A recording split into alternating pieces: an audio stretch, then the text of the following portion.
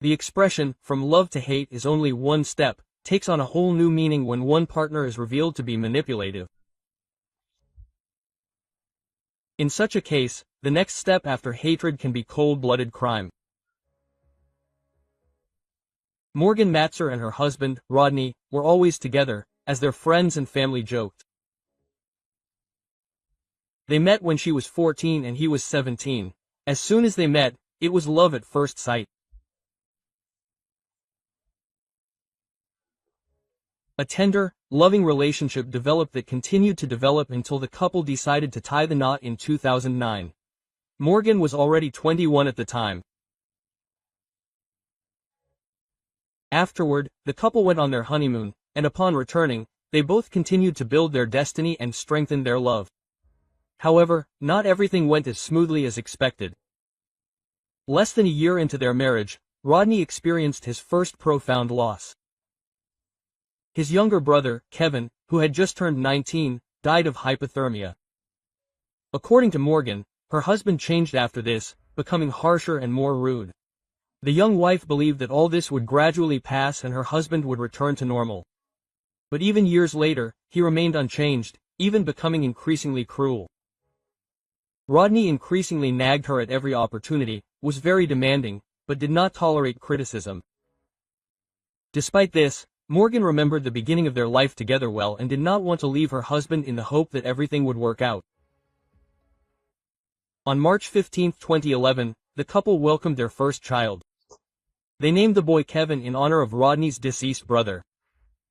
The couple believed this baby would allow them to rebuild their relationship and make their husband more resilient.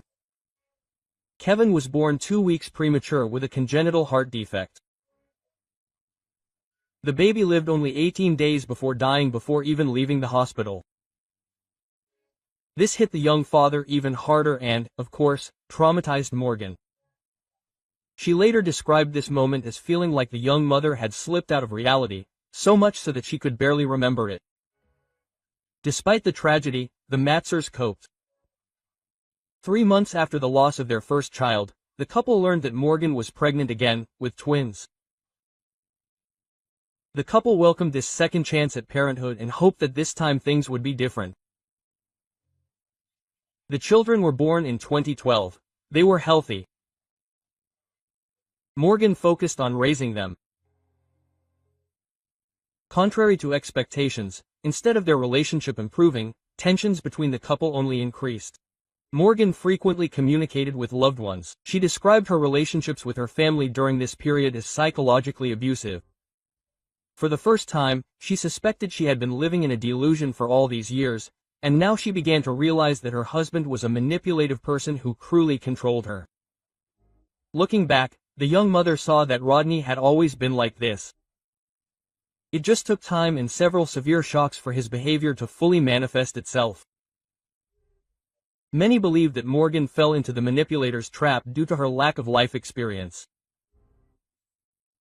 She had been with this man since she was 14, had never been in another relationship, and essentially didn't know any other way. The situation only worsened. Rodney lost her job. His wife, on maternity leave and caring for the twins, was unable to earn money. The financial situation was dire. Her husband soon took on 2 jobs to provide for all the needs of a large family. He was very tired. This only angered him even more. By an unfortunate coincidence, his career was unsatisfactory during this period. Morgan decided to take action. When the children were a little older, his wife took matters into her own hands and opened her own small interior design business. Contrary to her husband's expectations, she was successful, and the young mother began earning a good income. Despite her family's despondent state, she even managed to become the main breadwinner. She hired her best friend, Nicole, to work with her on the business. The first confirmation of Morgan's success was an award she received in her hometown for Best Interior Design in 2020. Rodney was unsupportive during this period. On the contrary, he seemed to feel like a failure compared to his more successful wife. He became even more envious and angry. Now, he not only limited himself to psychological abuse but also began using physical force.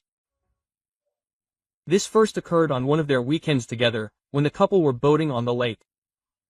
They got into an argument on the water. When they returned to the house, the man hit his wife several times.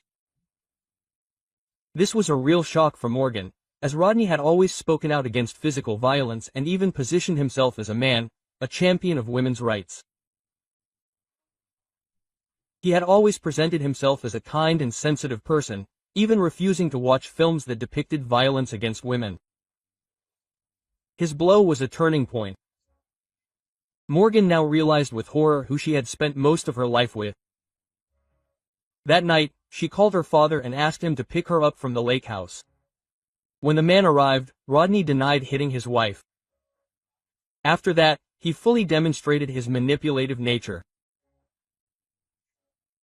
Somehow, he managed to convince all of the young woman's friends that she had given herself a few bruises to make him look bad. According to her husband, she hit herself during an argument, leaving marks on her face. He could only have left a few bruises on her when he was trying to stop her from this insane behavior for her own good. The manipulator went further. He spent a long time communicating with his wife, and even managed to convince her that she was partly to blame for what had happened. From that point on, Rodney began using this tactic constantly. He influenced her and manipulated her so that she gradually began to believe that the problems and quarrels in their family were her fault. He even blamed his wife for his career problems because of her. At this point, the abuse against Morgan only escalated. In addition to the psychological impact, she suffered sexual abuse. But this couldn't go on forever. In 2020, she decided it was time to end it and filed for divorce. This decision was immediately heartwarming. In December 2020, the marriage was officially dissolved.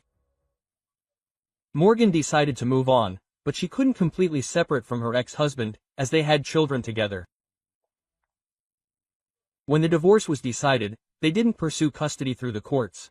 They agreed verbally on everything and remained on good terms to minimize harm to the younger generation. The former spouses maintained close contact and even took a trip to Florida to visit Morgan's sister before Christmas. Morgan and Rodney insisted that although their marriage was over, they remained on good terms for the sake of their children. Suddenly, on New Year's Eve, Morgan was attacked. Early in the morning on January 1, 2021, Rodney arrived at his ex-wife's house. He knocked on the door, but no one answered. He then walked around the house, believing she was still asleep, calling out her name. Suddenly, he discovered her on the back porch. She was lying partially naked on the deck, her hands bound behind her back. A pillowcase was over her head. She was clearly badly injured. Rodney did not rush to her aid, administered first aid, and investigated the incident. He then called 911. Upon arrival, law enforcement officers recorded that the woman had been brutally assaulted, raped, and beaten.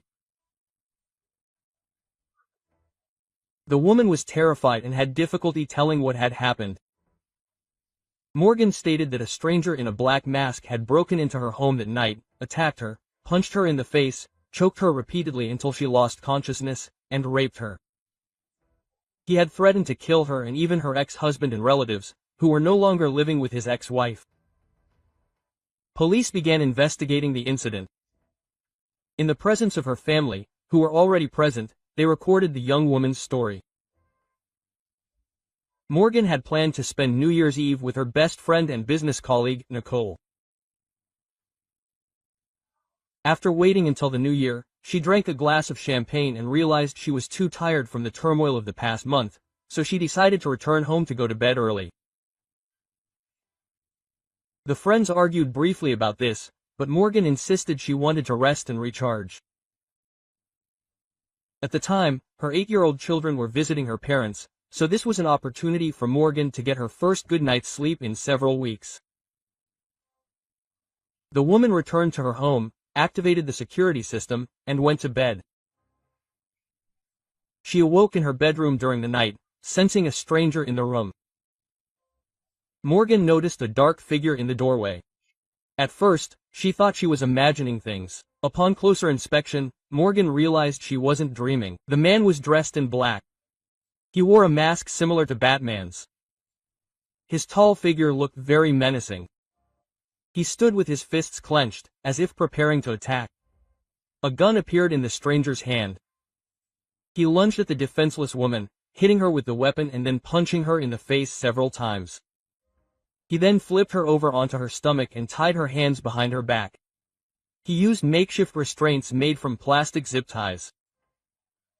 She begged him to let her go, but the man didn't listen, only saying a few words about how she would regret what she had done. Without going into details of the motive, Morgan felt as if the stranger was deliberately straining, changing his voice, as if trying to imitate Batman's voice, mimicking his attire. The most horrific part for the victim was the beatings and strangulation. She lost consciousness several times, and when she came to, it happened again. The woman was sure she wouldn't survive the night. The perpetrator tormented her, making her think she was about to die, and then allowing her to breathe. This became the worst memory of Morgan's life. She even claimed that the attack gave her an out-of-body experience. It was as if she had left her body, imagining her death. She distanced herself from what was happening, thinking about her children and what would happen to them. She remembered that she hadn't even had time to write a will. Meanwhile, the beatings continued. The attacker raped Morgan, continuing to beat her in the face and head.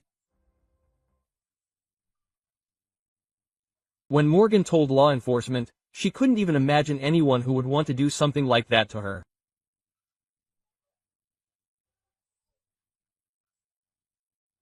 However, she was certain that the voice changes and dark clothing, which completely covered her body, were used to disguise the attacker, so he must have known her. Experienced detectives agreed. It's worth noting that the attacker threatened not only Morgan but also her husband. Despite the fact that she was already officially divorced at this point, during another strangulation, the attacker stated that she would miss her husband. Then, Morgan began to wonder if he had said this intentionally. Perhaps Rodney himself had attacked her. Once this idea occurred to her, she tried to play his usual psychological game.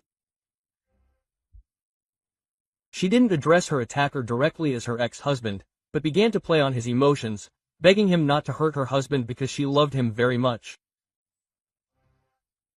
As soon as she said this, the attack stopped. The attacker stopped beating her, simply left her on the bed, and began pacing the room, searching for valuables, likely to steal them. When this happened, Morgan realized she had saved her life. The attacker had completely changed his demeanor, behaving not like a murderer, but like a burglar. It seemed he was doing this for the sake of staging the scene.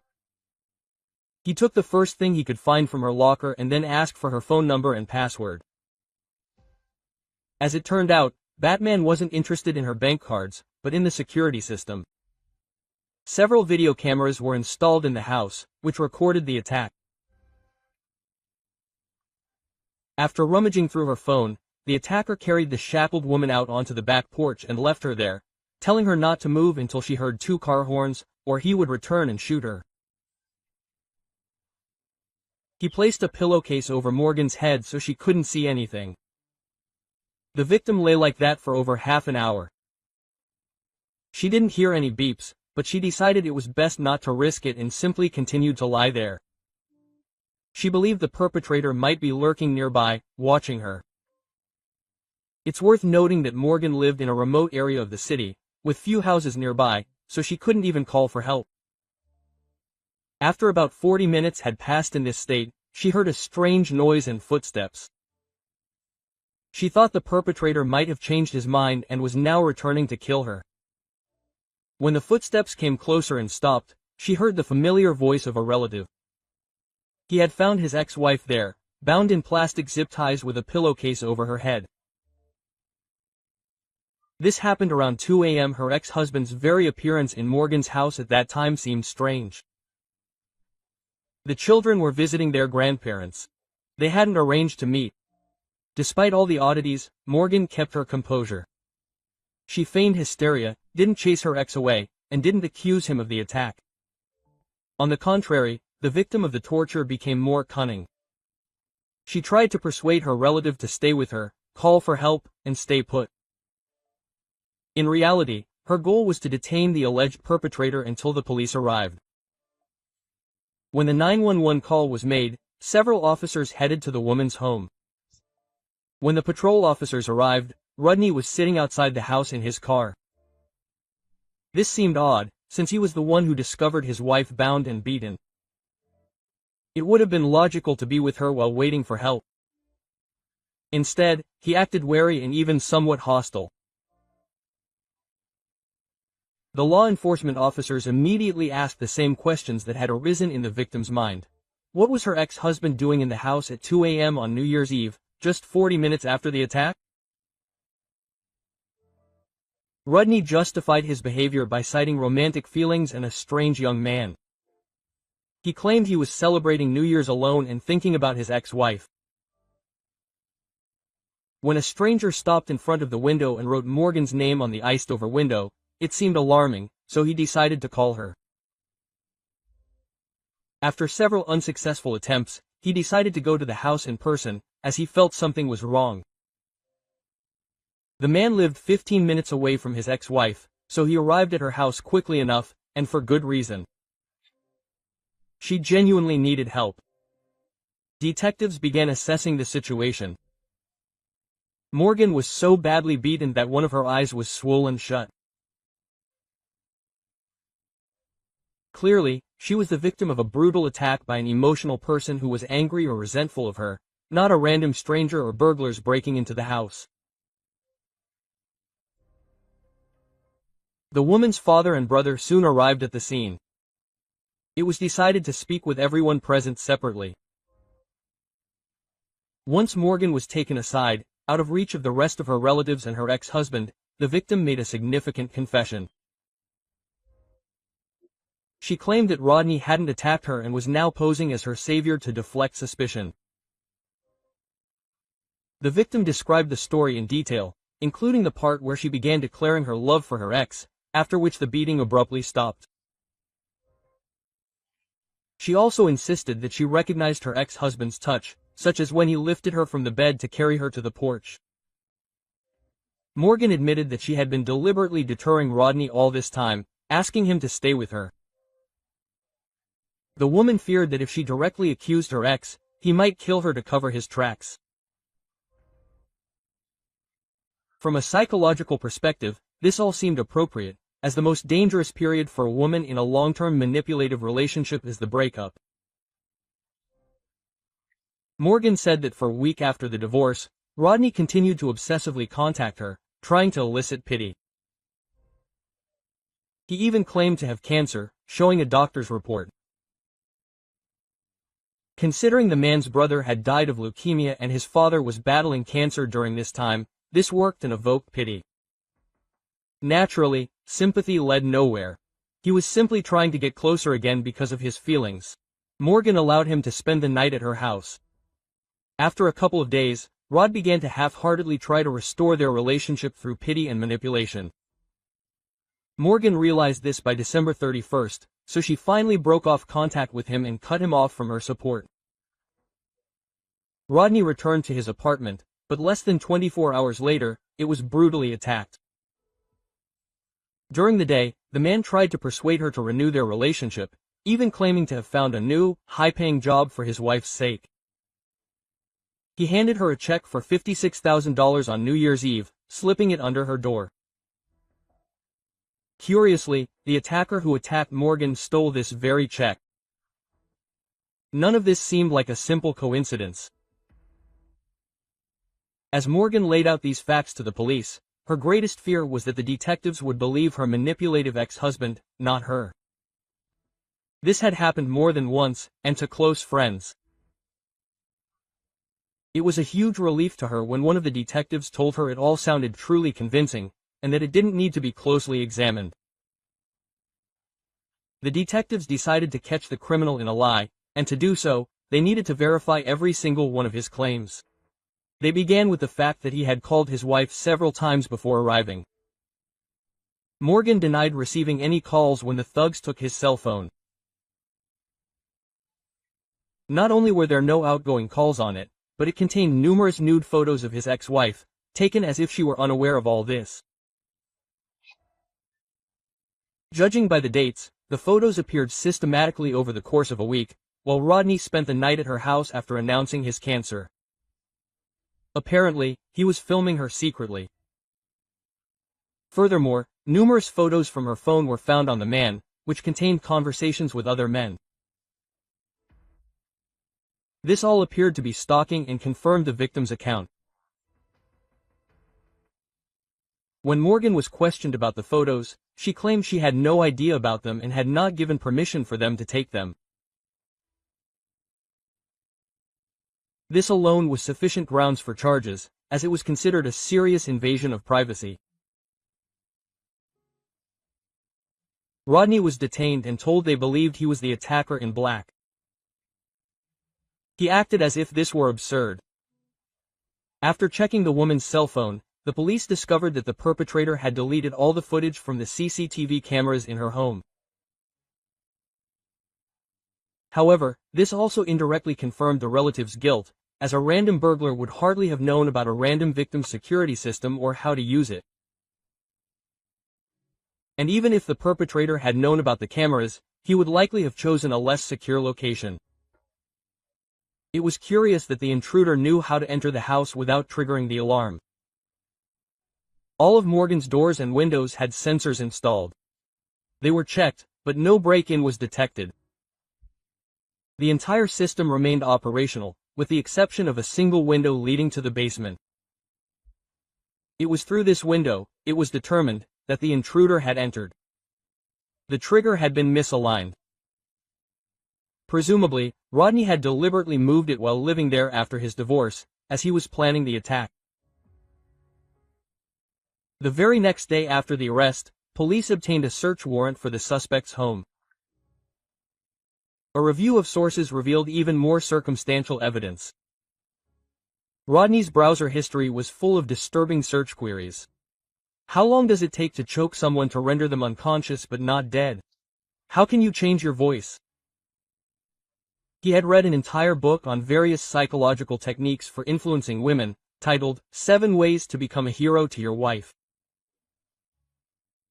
A doctor's note confirming the man's cancer diagnosis turned out to be a fake. He deliberately created a fake email account so he could send himself a fictitious doctor's report. During questioning, Rodney justified every suspicious fact the police uncovered. After the initial interrogation, detectives decided they lacked evidence against the prime suspect. Rodney was released and the investigation continued. A major problem for him was the plastic zip ties found in his apartment. Rodney had modified and cut them in a special way to create makeshift handcuffs that could be quickly attached and secured to his hands. A whole package of similar items was found in his apartment, along with several sets that had been modified in the same manner as those taken from Morgan's hands. There simply couldn't be any coincidences. When asked about the zip ties, Rodney denied having any, as if he had never purchased them. Perhaps someone had planted them on him to frame him. Even though they were found in his apartment, proof of Rodney's ownership was required. Then the police began checking local hardware stores. That same day, detectives discovered a video recording of the prime suspect purchasing the very same zip ties. Afterward, the man didn't even know what to say. The most horrifying detail was the note. A farewell letter was found in a relative's apartment. It implied that he had planned to kill Morgan and then himself, leaving the children orphans.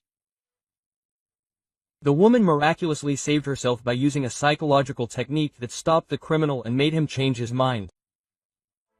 He likely decided that not all was lost and that he could get back together with his ex-wife. The hope of a reunion effectively saved the woman's life. Among the most valuable pieces of evidence was a video of the facade of the apartment building where the man lived. No one approached the windows or drew his wife's name with their fingers. The criminal himself returned after the attack, spending approximately 4 minutes inside. Presumably, during this time, he changed his clothes and disposed of the evidence. When he left the apartment before driving back to his ex-wife's house, he carried a black bag, which he discarded. Unfortunately, it was never found, but investigators believed he had disposed of evidence. Just a day later, Rodney was arrested again. This time, in addition to the violation of privacy charges, they added a whole new list of charges, including trespassing, property damage, possession of a firearm, robbery with a weapon, assault with aggravating circumstances involving torture and strangulation, burglary, kidnapping, and rape. He was held without bail. The day after the charges were filed, Morgan went to the police station with Nicole. Now she was no longer so sure that Rodney had attacked her. The reason was that he had contacted her and was once again using his manipulations. The detainee tried to convince her that his ex-wife was trying to frame an innocent man for horrific crimes he was incapable of. This demonstrated the extent of the perpetrator's destructive impact. Morgan suffered serious harm after the attack, particularly mentally. She was forced to wait for all her injuries to heal. During this time, the children continued to live with her parents. When the mother took the twins, a difficult conversation ensued, in which she tried to explain that their father would no longer be around. For months, Morgan awoke from nightmares. She dreamed of the attack, the mask, and the threatening voice. Sometimes she couldn't even find the strength to send the children to school, as she was afraid to be alone in the house. The prosecutor had enough evidence against Rodney to send him to prison. But to avoid subjecting Morgan to the burden of a trial, a plea deal was offered. Both accepted. 8 months after the attack, on August 4, 2021, Rodney Mettzer pleaded guilty. He was convicted of 14 counts related to the assault of his ex-wife. He was sentenced to a total of 70 years in prison, but with parole eligibility. After 25 years, the remainder of his sentence will be on probation. He will effectively never be out of the police's sight again. Interestingly, the man himself forbids even his own mother from visiting him in prison. He worries about how she will perceive him if she sees him behind bars. His wife is also extremely worried, as the health of Metzer's family has rapidly deteriorated since his incarceration. This is due in part to the diabetes he was diagnosed with. He is still expected to be released in 2046. Morgan underwent therapy and has largely recovered from the horror she experienced. She secured a ban on her ex-husband's contact with their children. However, this measure proved unnecessary. The twins themselves are not interested in this. Now they can't even remember what their father looked like.